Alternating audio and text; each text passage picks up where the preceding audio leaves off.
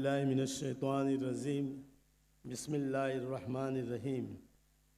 صدر محترم، معزز اراکینان، جمعیت العلماء ہند، حضرات علماء کرام و دانشوران ملت، السلام علیکم ورحمۃ اللہ وبرکاتہ۔ جمعیت العلماء کی اس اجلاس میں منتظمہ کی مجلس استقبالیہ کے نمائندے کی حیثیت سے عروج البلاد بمبئی میں آپ سبھی حضرات کا خیر مقدم کرتے ہوئے مجھے بہت خوشی مسرت ہو رہی ہے۔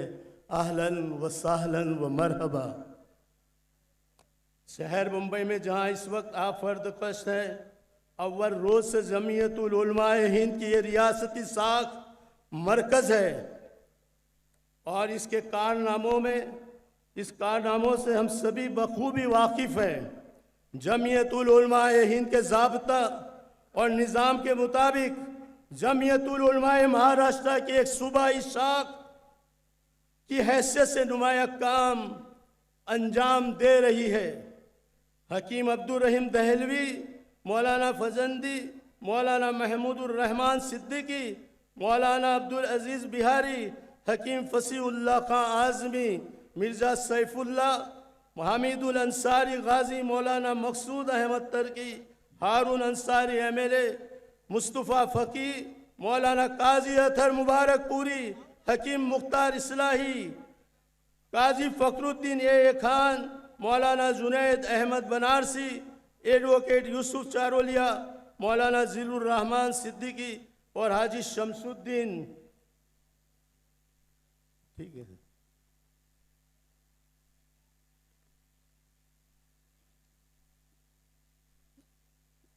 حکیم مختار اصلاحی، فخر الدین اے خان، مولانا جنید احمد بنارسی، ایڈوکیٹ یوسف چارولیا، مولانا ذیل الرحمان صدیقی اور حاجی شمس الدین وغیرہ۔ ہم نے مختلف ادوار میں ریاستی جمعیت العلماء کی خدمات انجام دی ہے اور اب بھی مولانا مستقیم اعظمی، گلزار اعظمی، مولانا حلیم اللہ قاسمی، مفتی محمد یوسف اور ان کے رفقا پوری دل جمعی کے ساتھ جمعیت العلماء کے پلیٹ فارم سے نہ صرف ایک صوبے مہاراشٹر کی بلکہ جمعیت العلماء ہند کی رہنمائی میں پورے ملک کی خدمات میں لگے ہوئے ہیں، اور انہی بزرگوں نے جمعیت العلماء ہند کے اس اجلاس کی میزبانی اور مجلس استقبالیہ کی صدارت کا اس ناچیز کو شرف مجھ کو بخشا ہے، جس کے لیے میں جمعیت العلماء مہاراشٹر کے تمام کارکنان، بالخصوص مولانا مستقیم اعظمی صاحب اور ان کے ساتھوں کا ممنون اور مشکور ہوں۔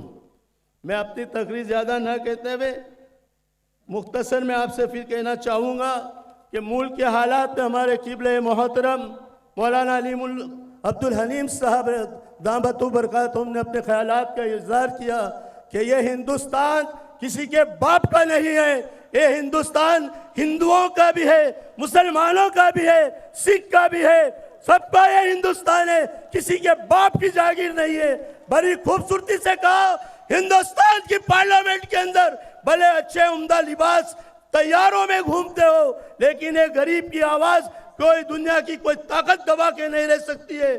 برادران اسلام، آپ کے اس آج کے اس عظیم الشان جلسے میں میں آپ سب کو دلی مبارکباد دیتا ہوں کہ ہندوستان کے کونے کونے سے، سواری سے، ٹرین سے اور فضائی ہوائی جہاز سے، موٹر سے آپ نے تکلیف اٹھا کے اس اجتماع کو کامیابی بخشی ہے۔ میں آپ کا بہت ہی مشکور اور ممنون ہوں۔ میں اپنی مختصر تقریر کو ختم کرتے ہوئے آپ سب کا بہت ہی شکر گزار ہوں۔ علماء کرام دانشوران یہاں بیٹھے، اس کے سامنے ناچیز کی کوئی حقیقت نہیں ہے۔ میں صرف اتنا ہی کہتا ہوں کہ دیش بچاؤ، اس کا جو کانسٹیٹیوشن ہے اس کو بچاؤ اور یہ نفرت کی دیواروں کو توڑ دو۔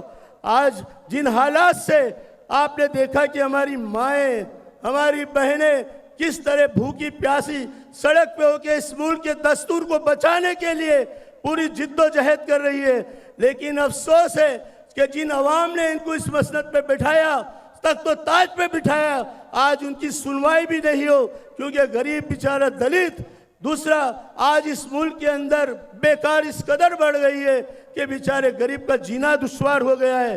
اور بیکاری کے علاوہ ساری اشیاء اس قدر مہنگی ہو گئے، اس کی طرف کسی کی توجہ نہیں جاتی۔ بعد میں اپنی تقریر ختم ہو کے کہتا ہوں وآخر الدعوانا الحمدللہ۔